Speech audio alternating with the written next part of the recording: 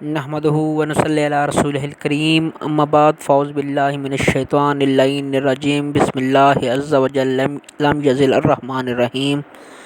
Dear viewers, میں ہوں نعیم اللہ، آپ کے فیوریٹ چینل خواب نامہ یوسفی کے ساتھ۔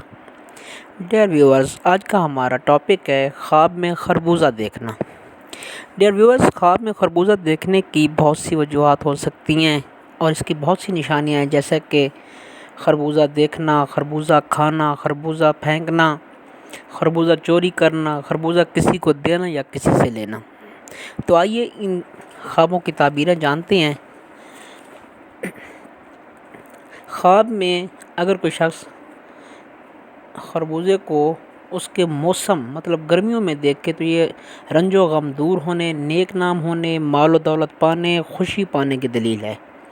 اگر کوئی شخص شادی شدہ مرد یا عورت یہ خواب دیکھے تو اولاد ہونے، اور اگر کنوارا لڑکا یا لڑکی دیکھے تو یہ شادی ہونے کی علامت ہے۔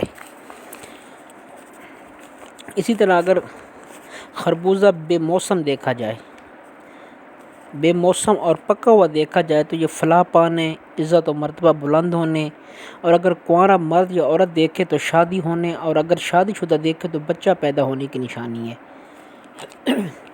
اگر کوئی شخص بے موسم کچا خربوزہ دیکھے تو تحفہ پانے کی علامت ہے۔ اگر کوئی شادی شدہ دیکھے تو یہ بیٹی پیدا ہونے کی علامت ہے، اور اگر کوئی کنواری بے موسم خربوزہ دیکھے تو منگنی ہونے کی نشانی ہے۔ اسی طرح خواب میں خربوزہ خریدنا عزت و مرتبہ بلند ہونے اور سہاگ راتیں پانے کی دلیل ہے۔ خربوزہ بیچنا کاروبار بڑھنے یا کسی دوست سے فائدہ حاصل ہونے کی نشانی ہے۔ خواب میں خربوزہ کسی سے لینے یا پانا دولت حاصل ہونے کی علامت ہے۔ خربوزہ کاٹنا بزرگی پانے کی علامت ہے۔ خربوزہ گندا دیکھنا یا کھانا مال حرام کھانے یا بیمار ہونے یا بدکاری کرنے کی دلیل ہے۔ گندا خربوزہ پھینک دینا گناہوں سے توبہ کرنے اور شفا پانے کی نشانی ہے۔ خواب میں خربوزے کا ہرا بھرا کھیت دیکھنا مال و دولت میں اضافہ ہونے، اولاد میں اضافہ ہونے اور خوشی پانے کی علامت ہے۔ خربوزہ کھیت سے توڑنا خوشخبری پانے کی علامت ہے۔ خواب میں بہت زیادہ خربوزے دیکھنا پریشان ہونے کی دلیل ہے۔ خربوزہ پھینکنا یا خربوزہ کچا کھانا دولت حاصل ہونے مگر جلدی خرچ ہو جانے کی علامت ہے۔